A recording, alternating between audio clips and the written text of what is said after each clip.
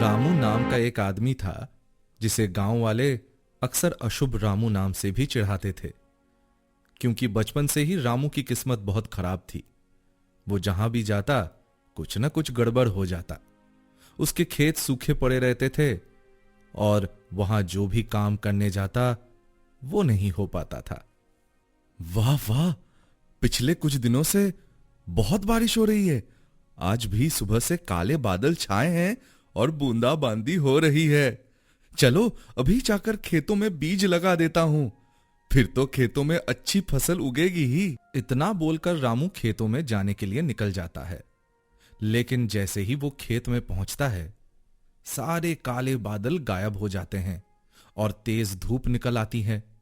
ये देखकर आसपास के किसान कहते हैं, अरे ये क्या, ये अचानक से मौसम कैसे बदल गया? अरे भोलू देख, वो अशुभ रामू आ गया है, इसकी वजह से ही मौसम पलट गया। सही कह रहा है तू मनीष। अरे ओ रामू, तुम यहाँ खेतों में क्यों आए? अरे दोस्तों, मैंने देखा कि पिछले कुछ दिनों से अच्छी बारिश हो रही थी, तो क्यों ना अच्छे से खेती की जाए। अरे लेकिन तुम्हें दिखता नहीं क्या? तुम्हारे आते ही सब बादल चले गए। अरे रामू, तुम तो अपनी बुरी किस्मत अपने साथ लेकर चलते हो। हाँ, बिल्कुल सही कहा भोलू ने। तुम्हारे खेतों में फसल कभी नहीं उगने वाली। बेचारा रामू मनीष और भोलू की बात से उदास हो जाता है, मगर फिर भी वो खुद को दिलासा दिलाते हुए कहता है, नहीं, तुम लोग चाहे कुछ भी कहो, मुझे पूरा यकीन है कि एक दिन मेरी किस्मत जरूर पलटेगी। हाँ, अगर खेती नहीं हो पा रही है तो मैं कोई और काम करूंगा। क्या यार रामू, तुमने अब तक हार नहीं मानी।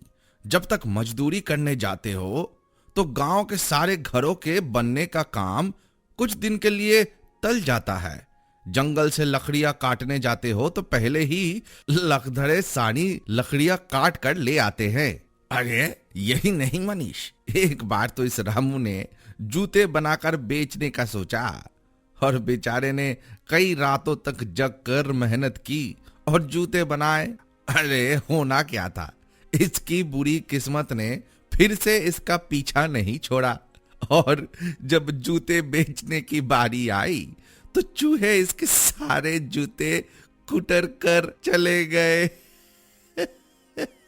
बताओ। अरे रामू, तो जब कुछ नया करने का सोचेगा ना तो पहले अपने साथ हुई पुरानी चीजें याद कर लिया कर, फिर तो कुछ करेगा ही नहीं। जब देखो मेरी बुरी किस्मत का मजाक उड़ाते रहते हो। जा रहा हूं मैं। फिसल कर कीचड़ में गिर जाता है।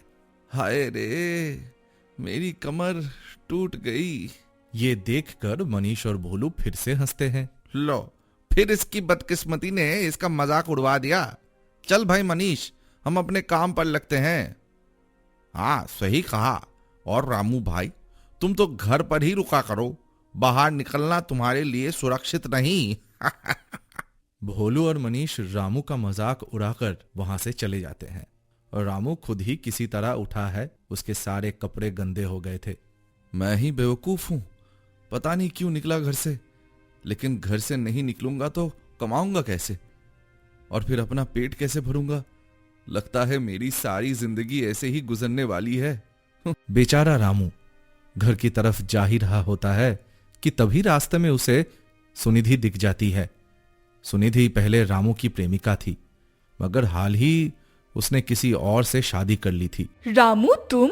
सुनिधि, कैसी हो तुम? कैसा है तुम्हारा पति? अच्छा है, और तुमसे तो बहुत अच्छा है। लगता है तुम मुझसे अभी तक नाराज हो सुनिधि। अब इस नाराजगी को जाने भी दो, अब तो तुम्हारी शादी भी हो गई।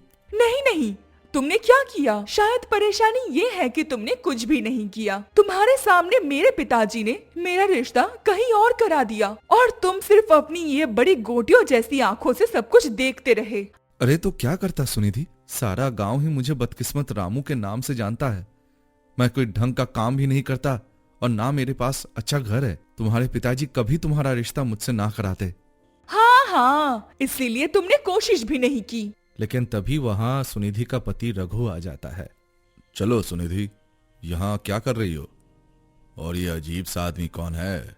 अच्छा, शायद कोई मदद मांगने आया होगा। चलो चलो। सुनिधि अपने पति के साथ चली जाती है और रामू दुखी होकर खुद से कहता है, लो भाई, अब ये दिन इससे ज्यादा बुरा नहीं हो सकता। लेकिन जैसे रामू घर पहुंचता है तो देखता है घर में खाने के लिए अनाज का एक दाना भी नहीं था। अब क्या करूं? भूखे पेट तो मुझसे सोया भी नहीं जाएगा। हाँ, एक काम करता हूं, जंगल से कुछ फल तोड़ लाता हूं। रात होने से पहले लौट भी आऊंगा। और हाँ, कुछ फल मैं खा लूंगा और कुछ बेच दूंगा। इससे थोड़ी कमाई भी हो जाएगी। रामू को यह सुझाव अच्छा लगता है और फिर वो जंगल की तरफ चल देता है। लेकिन यहां भी उसकी बुरी किस्मत उसका पीछा नहीं छोड़ रही थी। सारे पेड़ों का फल पहले से गायब थे। एक भी फल नहीं दिख रहा। वाह वाह, आज लगता है जंगल के और अंदर जाना ही पड़ेगा। तभी रामू के पेट से भी आवाजें आने लगती है। हाँ, चल रहा हूं, जरा रुको तो सही। रामू जंगल के और अंदर जाने लगता है। चलते हुए वो गहरी सोच में भी डूबा हुआ था। सुनिधि की किसी और से शादी, खेतों में जाते ही बारिश रुक जाना। लगता है मैं वाकई में बहुत मनहूस और बदकिस्मत हूं। मेरे भाग्य में कुछ भी अच्छा नहीं लिखा हुआ है। हाँ, जरूर यही बात है। और देखते ही देखते रामू जंगल के एक ऐसे इलाके में पहुंच जाता है जहां वो पहले कभी नहीं आया था। लेकिन यहां पेड़ फलों से लड़े हुए थे। अरे वाह, यहां तो बहुत सारे फल हैं।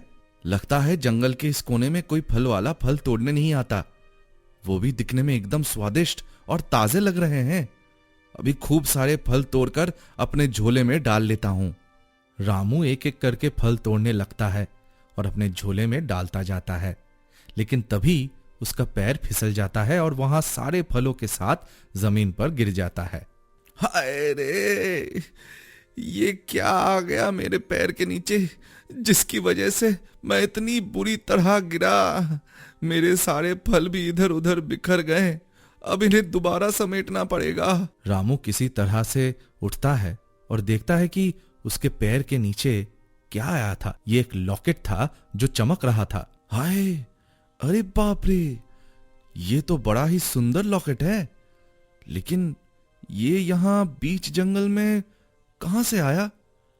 दिखने में तो ऐसा लगता है मानो किसी राजा महाराजा का हो। अरे वाह, इस लॉकेट को जितना देखो उतना ही कम है। क्या सुंदर लॉकेट पाया है मैंने।